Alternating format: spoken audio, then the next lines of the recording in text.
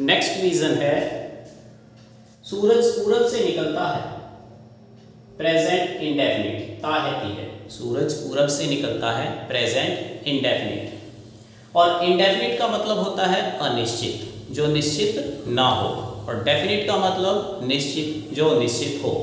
सो सूरज का पूरब से निकलना निश्चित है या अनिश्चित है?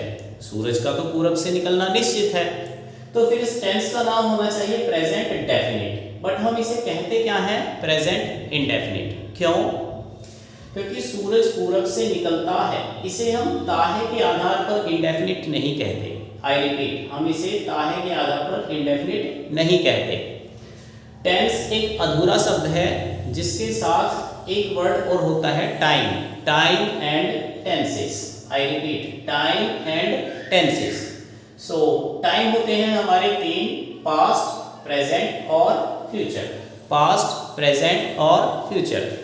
सो सूरज पूरब से निकलता था, निकलता है, सूरज पूरब से निकलता था, निकलता है और निकलता रहेगा। आई रिपीट, सूरज पूरब से निकलता था, निकलता है और निकलता रहेगा। और जो चीज एक से ज्यादा हो गई वो क्या हो गई? इंडेफिनिट। आई रिपीट, अगर कोई चीज एक से ज्यादा है तो वो क्या है? इंडेफिनिट। जैसे मान लो इस रूम में 2 दरवाजे हैं। अब हमने बोला कि एक स्टूडेंट आएगा रोहित नाम का, बताइए वो किस दरवाजे से एंटर करेगा?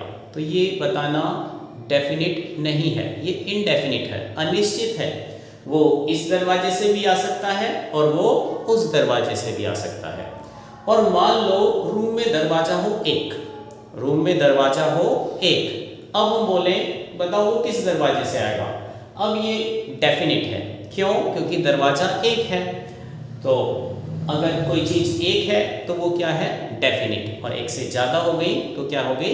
इनडेफिनिट। सो सूरज पूरब से निकलता था, निकलता है और निकलता रहेगा, इसलिए इसे क्या कहते हैं? Present indefinite. आई रिपीट, इसलिए इसे क्या कहते हैं? Present indefinite. तो सूरज पूरब से निकलता है, इसे ताहे के आधार पर इंडेफिनिट नहीं कहते, इसे हम इंडेफिनिट कहते हैं टाइम के आधार पर। I hope you have understood. Next reason होगा आपका रीजन नंबर 4।